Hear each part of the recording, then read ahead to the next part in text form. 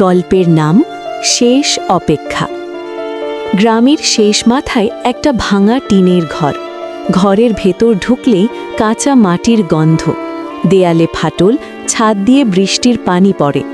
সেই ঘরেই থাকত 10 বছরের একটা ছেলে, আরিফ, আর তার অসুস্থ মা।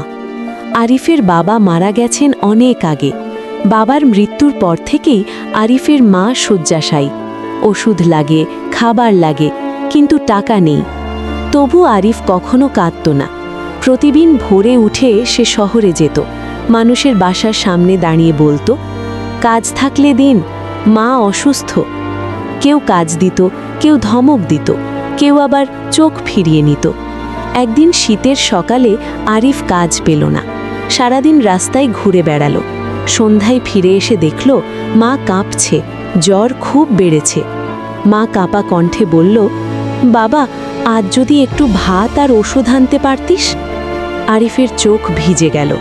সে বলল না যে সারাদিন কিছুই জোটেনি। সে শুধু বলল, মা, তুমি ঘুমাও, আমি কিছু নিয়ে আসছি। রাত তখন গভীর, ঠান্ডায় হাত পা জমে যাচ্ছে। আরিফ শহরের দিকে ছুটল। একটা বড় দোকানের সামনে দাঁড়িয়ে রইল। দোকান বন্ধ। হঠাৎ সে দেখল রাস্তায় পড়ে আছে একটা মানি ব্যাগ। আরিফ মানিব্যাগটা তুলে নিল। ভেতরে অনেক টাকা। তার চোখে ভেসে উঠল মায়ের মুখ, জ্বর, কাঁপুনি, অসহায় চাহনি।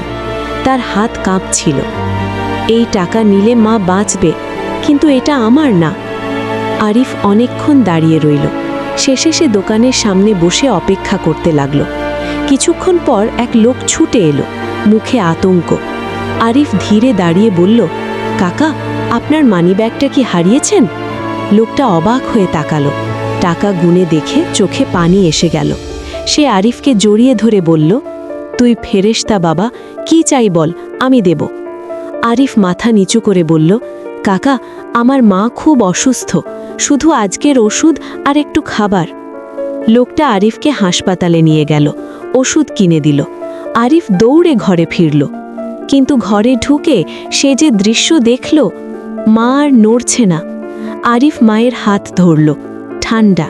সে কাপা গলায় ডাকল, মা, দেখো, ওষুধ এনেছি, ওঠো না মা। কোনো উত্তর নেই। লোকটা নীরবে দাঁড়িয়েছিল। আরিফ মায়ের বুকের উপর মাথা রেখে ফুপিয়ে ফুপিয়ে কাঁদতে লাগল।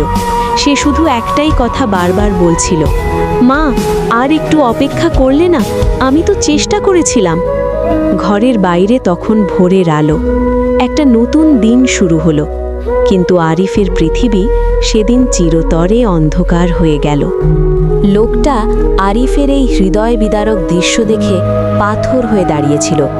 আরিফের কান্নার শব্দে তারও বুক ফেটে যাচ্ছিল।